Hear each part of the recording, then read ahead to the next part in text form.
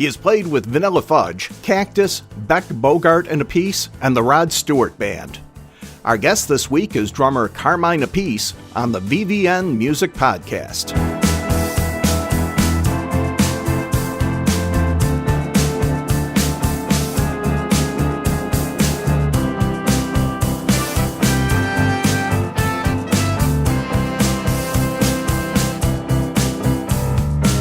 Hi, and welcome to episode 40 of the VVN Music Podcast. I'm Roger Wenk, and this week we have a 2013 interview with classic rock drummer Carmine Appice.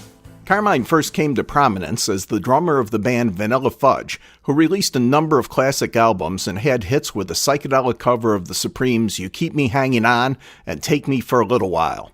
Appice and bassist Tim Bogert provided the classic harmonies for the group, and the two went on to form Cactus in 1969, and Beck, Bogert, and Appice with guitarist Jeff Beck in 1972. Other bands in which Carmine played included KGB with Ray Kennedy, Rick Gretsch, Mike Bloomfield, and Barry Goldberg, and Blue Murder, along with the bands for artists like Rod Stewart and Ozzy Osbourne. When we talked with Appice, he had just started Rocker Records, a new label that was initially releasing a number of live albums from Appice's career, but has since expanded to include a number of new artists. He was also putting together a new tour, the Rod Stewart Experience, which was assembling musicians that played in Stewart's bands over the years. I was curious, you have so many different projects going. Why did you decide to start a label at this time? Well, it's just one of those things where my partner in the label, Mike Cusinelli, he runs indie labels. He's worked for a few indie labels, and he also was involved with me. I'm doing a book of my life for VH1 Books, and the writer is a guy that wrote Nikki Sixx's book, The Heroin Diaries, and so VH1 was negotiating. Mike Cusinelli was involved in the management and putting that deal together. So one time when we were sitting down, he asked me if I had some product that was never released that maybe the fans would like. And I said, yeah, I think I have some. I said, why? He said, I think it might be a good idea to put a little label together for you, and you could put out some of this kind of stuff that you have laying around, number one. Number two, you might have friends like your brother and other friends, Pat Travers and people like that have product laying around too that maybe we could just get out. Instead of it sitting in your house, it could be out there with the fans, I said, yeah. I said, that's a good idea. He said, I think I can land a good distributing deal with a good sized company, and, we can put this together. I said, yeah, okay. And I had done a Rocker Records in the 80s, and it sort of financially fell apart because the distributor wasn't very stable, So he said, well, maybe we can do it. What do you want to call it? So let's call it Rocker Records again, And we made up a new logo. I have my web guy, sort of my art director for all my stuff. So he made up a cool logo. And, so Mike went after the deal, and we went and had a meeting with E1. And the head guy at E1 was a Carmine fan. He's actually a drummer. And it was funny, when we walked in his office, he had a picture of himself playing a drum set that was just like one of my drum sets. So I said, wow, this is cool. So he was very excited about doing it. And it took a while, probably didn't get the deal actually going until September. And we had met last December. Once we got it going, then I started piecing the products together, And Cactus had gone to Japan last year, and we recorded a CD that gave us the rights to release it worldwide except for Japan. We figured, well, that could be one of the products. We had a Cactus Live in New York City with Tim Bogert on it, which was the first gig we had done in 30 years at the time. We recorded that, so that would be a second product. And then someone shipped me a Travis and Appice Live in Europe with Tony Franklin on it. That sounded really good. It sounded like almost like a really high fidelity bootleg, So I sent it to Pat. He liked it, and I said, "What about if we release this?" He said, "That's good." So we put a bonus track on that we had in the can, and then we had some other tracks that were done with Vanilla Fudge in the early 2000s, and me and Tim were the only original members. So, but since we have the actual, three out of four together now, Tim is retired. but we would have had 4 out of 4. You know, we had 4 out of 4 for a long time, from 2005 to like 2010 or 11. And so we couldn't really do anything with these things as Vanilla Fudge. But I looked and I always loved the arrangements. I always loved what we did with the stuff, and the sound was good and it was mixed great. So I decided to release that as Bogert, Appice, and Friends, including we have a very Vanilla Fudge version of the Star Spangled Banner on that CD, which is awesome. Right, I was listening to it earlier today. Yeah, it's pretty creative, you know. I mean, yeah, it is. Some of my guys, my radio guys in these interviews have been doing said, you actually took the Star Spangled Banner and did a Vanilla Fudge out of it. You know, it's awesome. You know, and there's, you know, I produced it.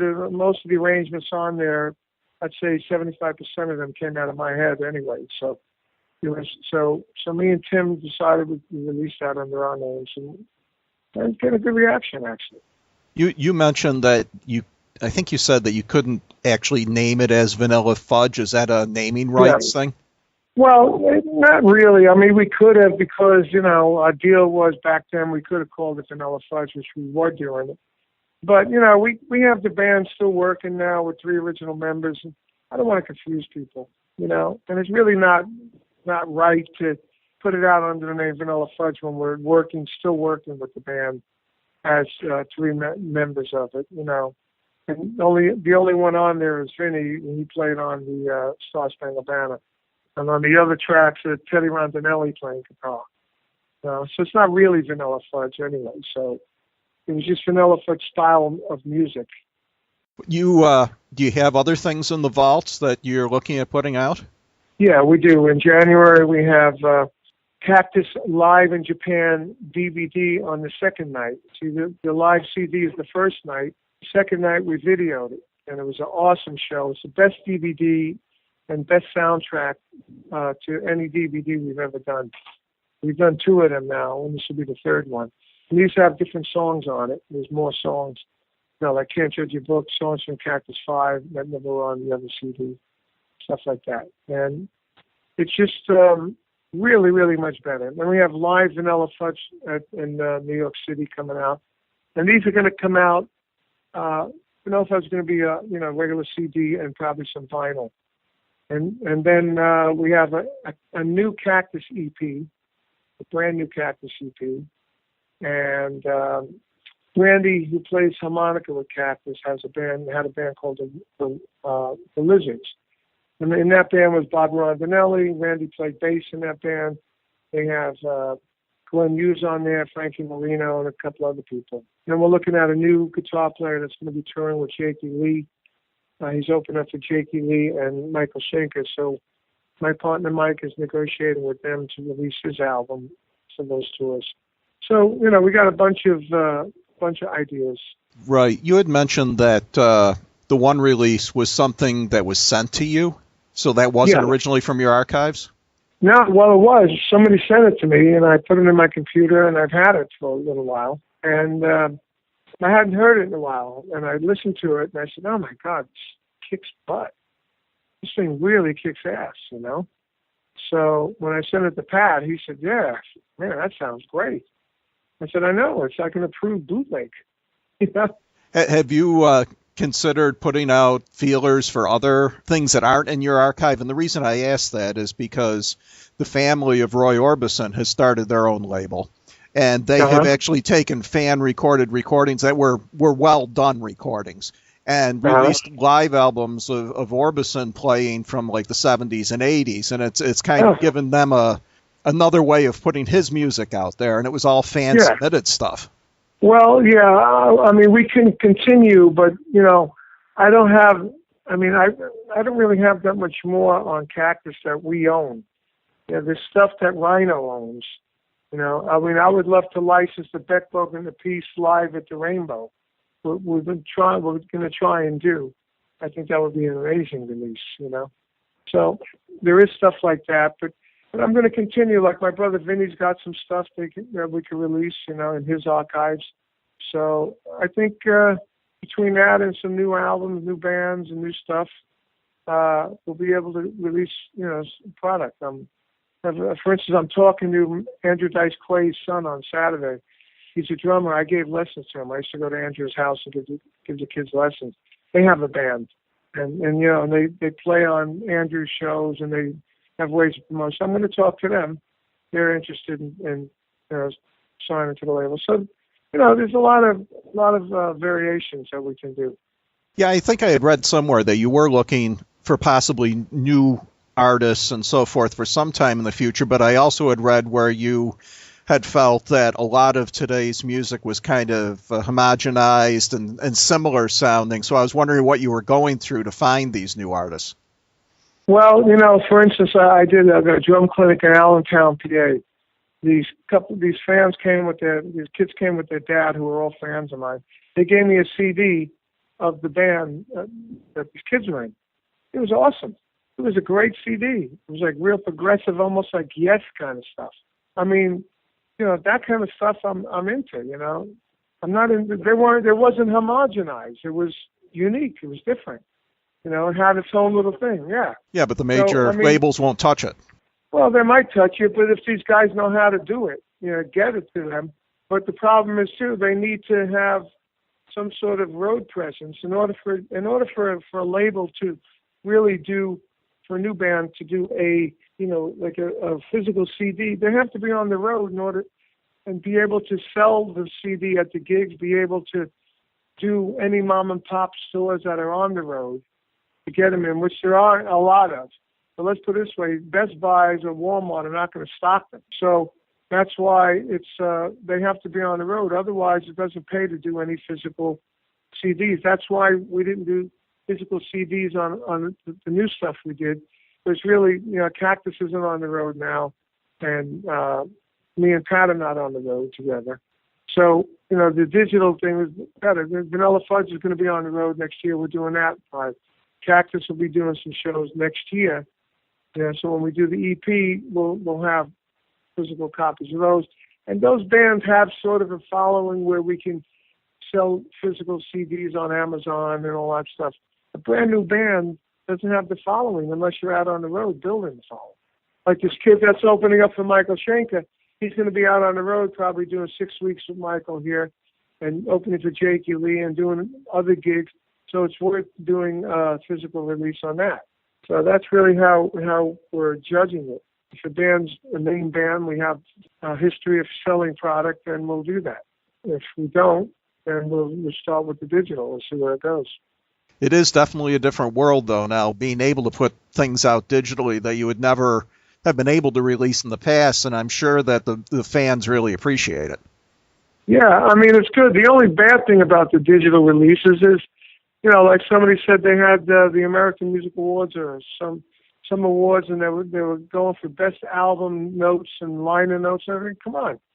There aren't even any liner notes anymore. It's all digital. Once in a while, they'll put a text file or some sort of PDF file or something in there, but I'm not sure how many people open it up. Exactly, and that's the reason why there are no icons around now. There's no rock icons. There's no show me some new guitar icons like an Eddie Van Halen or a Yngwie Malmsteen or Jimi Hendrix or Jeff Beck. They're on there. They're all guys that have been around. There's nothing like new that's been out in the last 6 months that you can go, wow, that guy's unbelievable. What do you do? Who are the guitar heroes? Look at Guitar Player magazine. It's always recycling the same guys. Well, when I started this site, my thing was that we're only going to cover artists who have been recording for 20 years or more. People who have been in the industry and who don't get coverage in a lot of the mainstream press. Right. Yeah, we used to be mainstream, all of us, and now we're like alternative, underground. We're underground again. Yeah, it's crazy. You mentioned earlier that you're writing your memoirs for VH1 Books. Is there any schedule on that yet? Well, not yet. We're not done yet. It's going to be out next year sometime, though, I'm sure, because we're about 3/4 of the way in. We've been working on it since about February. My writer's in England, so it takes a little more time because, emails back and forth. We're using all the technology we can, the memos on the phone, email to him, and email to me, and Skype, and actually visiting each other by, I went to England where he lived. He came to Madrid when I was there playing. He came to New York. You know, so I was together with him about a dozen days, which we did a lot of interviews. And I took him to Brooklyn, where I grew up, so he could see what it looked like and everything. Pretty much, we're 3/4 of the way there. We're into the 90s now, so we've been through the opening paragraph. We've got about 12 or 13 chapters done already. I would think we have about maybe three more to go. And I'm noticing that we can't get all the details I want in there. Otherwise, it'll be too big, the book. It'd be like Keith Richards' book, 800 pages. It's too big. I'm an avid reader of autobiographies and biographies. And, when it starts hitting 800 pages, I don't like to get into it. It's too long. 300, 400 pages, fine. But 400 and over starts getting a bit long, and the books get to be too big to carry around. What I'm probably going to do, if this book does well, I'm going to do a second book of vignettes, which were like little stories that didn't make the book, details and stories that didn't make the book, Too bad the book industry can't go the way that music and movies and you can put out the 350, 400-page version and then a special edition that's 800. Well, yeah, but see, the funny thing is, even when they do like the iBooks and everything, like like Keith Richards' book must be 1,200 pages on an iBook. It's ridiculous. It's ridiculous. Like I started reading the book, 110 pages of his childhood is too much. I don't know about it. Now, I'm not. Look, I like Keith. I know him. I like him. He's a great artist.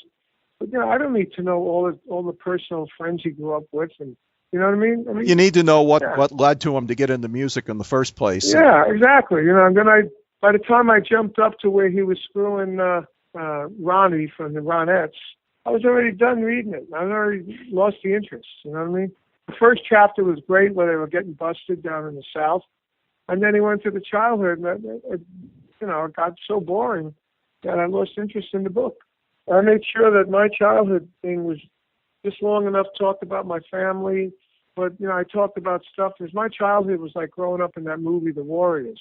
We had gangs, we had gang fights, we had incidents on the beach where guys would abuse women, and the gang leaders would come to kick our butts. And then little by little, I started getting out of that and into music, which probably saved my life, because a lot of my friends that I was in the gangs with went on to be in the mafia, went on to become gang leaders and murderers, and ended up getting arrested and put in jail for life. So who knows where I would have ended up? I played for a lot of mafia-oriented things when I was a kid.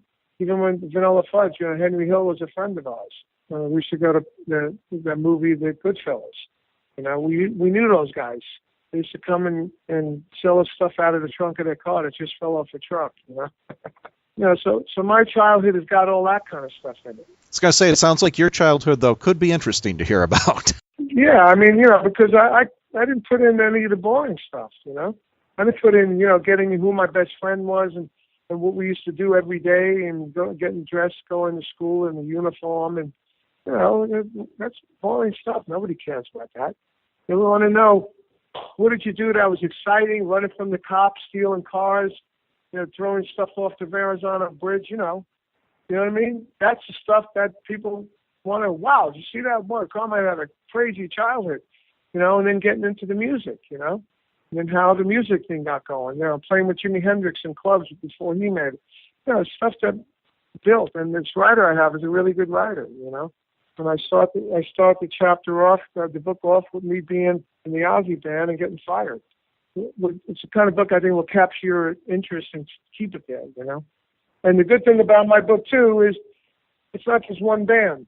Well, yeah, you've had quite a career as far as the number of people you've played with. It goes from here to there. It goes from Vanilla Fudge. It goes from Henry Hill Mafia things to, Gregory Peck and Fred Astaire. So that's with Rod. And then from that to, giving Andrew Dice Clay's kids drum lessons at Andrew's house and hanging out with him, I mean, my life just takes a lot of turns, It sounds like it's going to be a really good book to me. Yeah, I think it's going to be good. And the writer's a really good writer.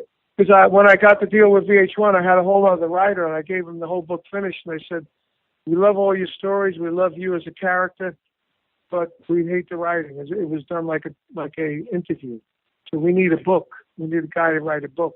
We'd like this guy to write it. So they asked him. He said he would love to write it, and we've been doing it. Unfortunately, it's going a little slow because he's had a lot of problems in his personal life. In England. He had some deaths in the families. He's got a kid that had some, illnesses that had to be surgery and blah, blah, blah. And, his mother was dying. His father was dying. He had to, go to the hospital a lot. And, so he just keeps apologizing and saying, I'm sorry it's taking so long. But I said, look, we waited this long. What's the difference? It's kind of like understandable delays. It's exactly, yeah. Something you can't get around, I keep worrying at VH1, are they still going to be into it? We signed a deal a year ago in October. And he said, look, they just stay out of it until we actually deliver it. And he said, but, I'm sure they want the best product we can give them, so however long it takes.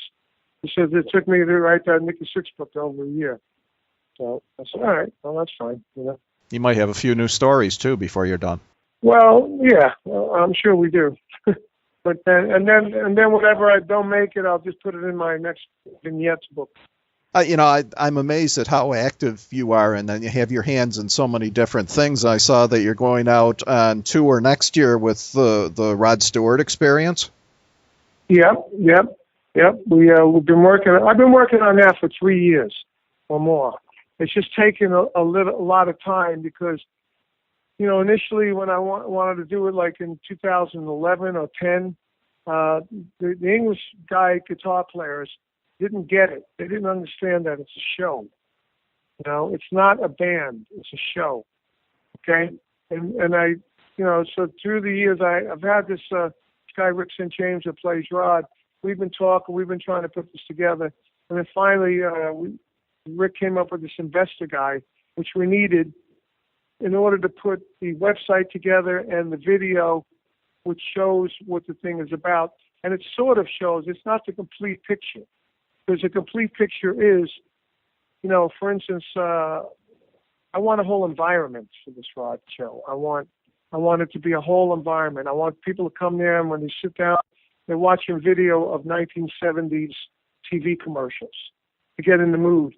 After that, then there'll be an edited trailer of Rod Stewart videos that have the guys who are going to be on stage in the band with Rod. So it ties the guys on stage with the band with Rod. And we always used to start the Rod shows with a song called The Stripper, which was that orchestra song.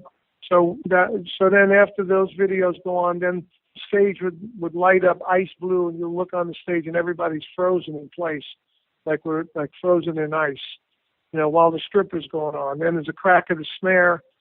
Hot leg starts just before the vocal starts, so you don't get to see the Rod guy yet. He runs out, grabs the mic, and starts singing.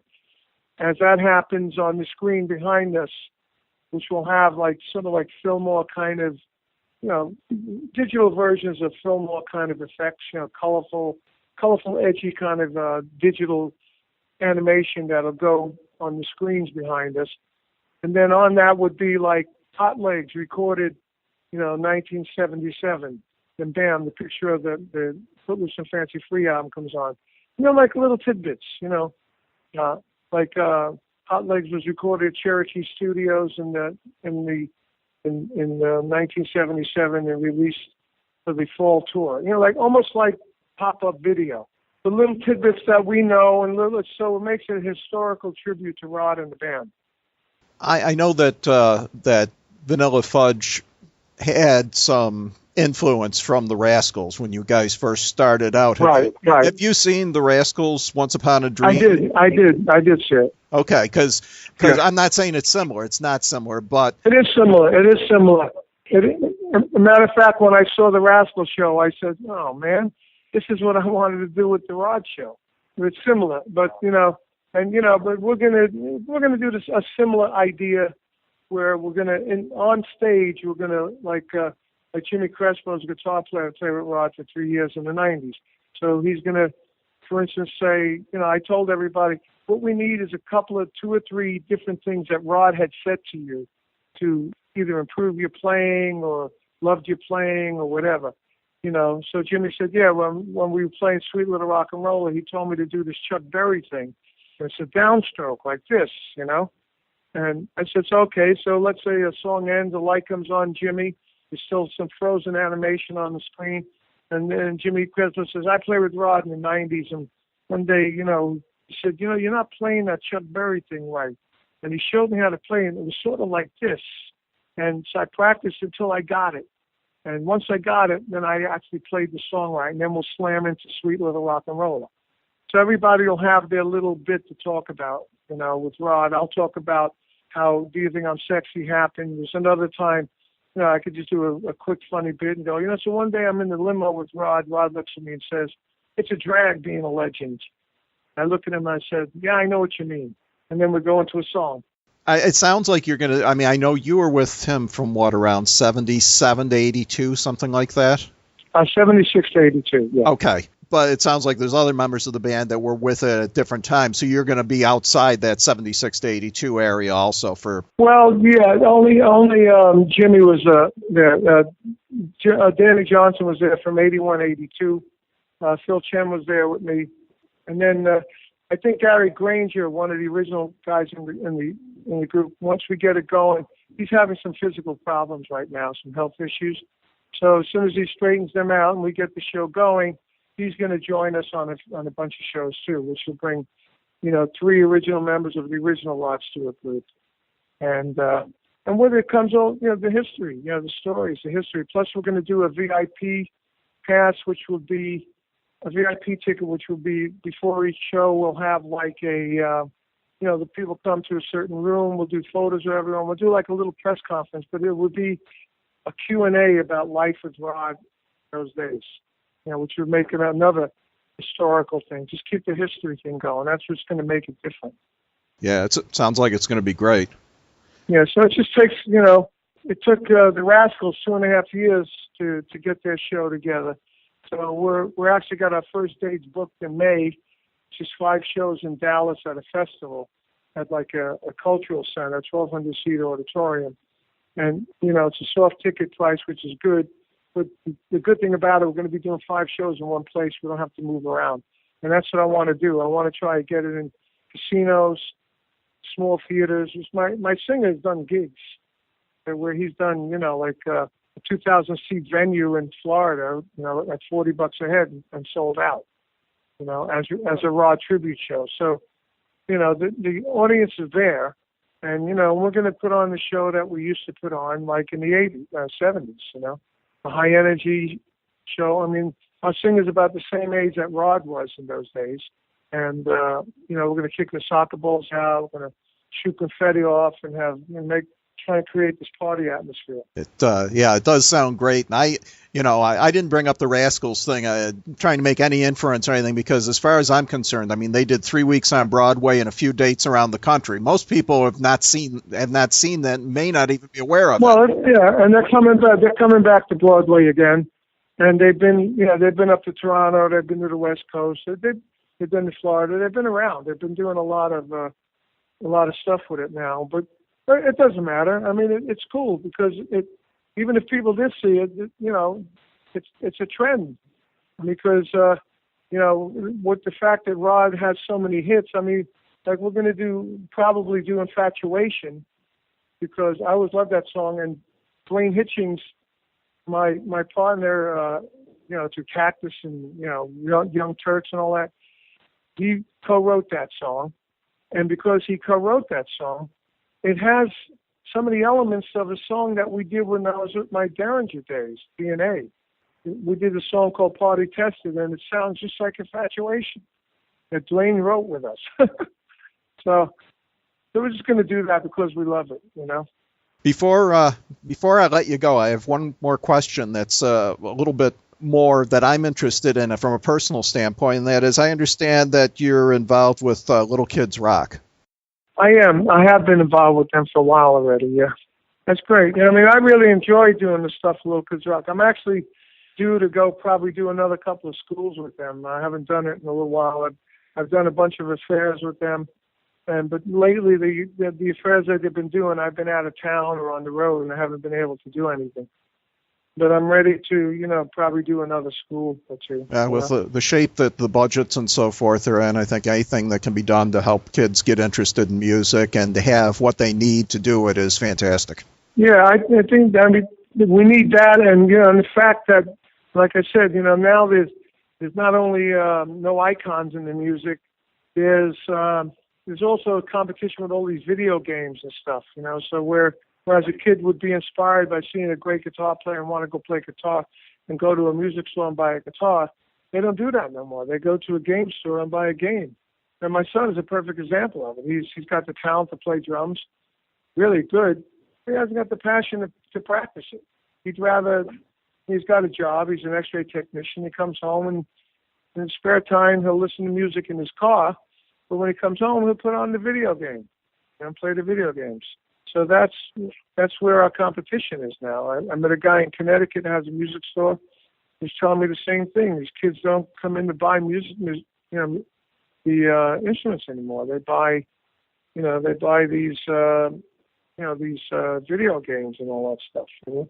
Appice recently released his autobiography, Stick It, My Life of Sex, Drums, and Rock and Roll.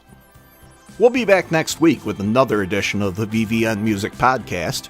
Remember that you can hear the VVN Music Podcast via iHeartRadio, YouTube, iTunes, Stitcher, Google Play, Libsyn, and the VVN Music website.